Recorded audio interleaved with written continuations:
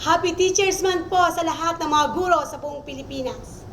Ako po bilang Vice President ng Basic Education Sector Teachers Federation or BESPED ay buong pusong bumabati sa inyong lahat.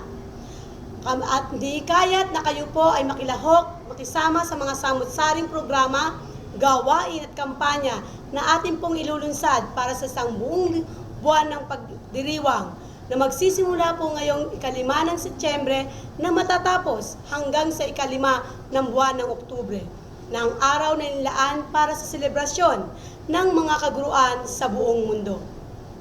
Ang napili po nating tema ay Teachers as Workers and Teaching as Work. Nilalayon po natin na mabigyang importansya ang kahalagahan ng mga papel na ginagampanan ng mga guro bilang tagapagturo sa ating mga kabataang Pilipino. Ang pagtuturo ay hindi lamang bukasyon. Ito ay isang trabaho.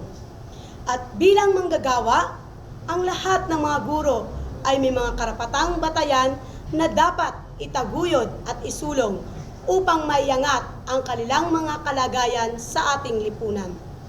Kami sa BESPED PS-Link ay naniniwala na ang susi ay ang disente at regular na trabaho upang makamit ang dekalidad na edukasyon para sa lahat.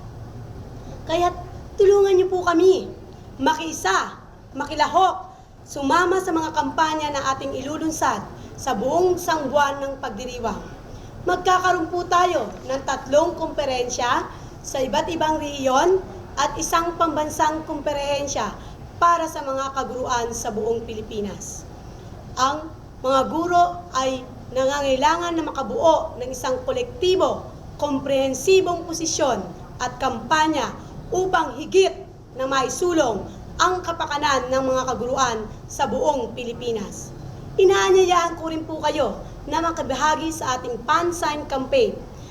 I-open po natin ang ating mga Facebook, mag-upload ng inyong mga larawan na may hawak na slogan kagaya po nito, na umuugnay sa ating temang Teachers as Workers, Teaching as Work.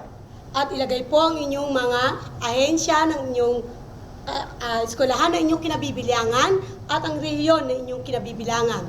Kaya muli, isang maligaya at masaganang araw ng mga guro.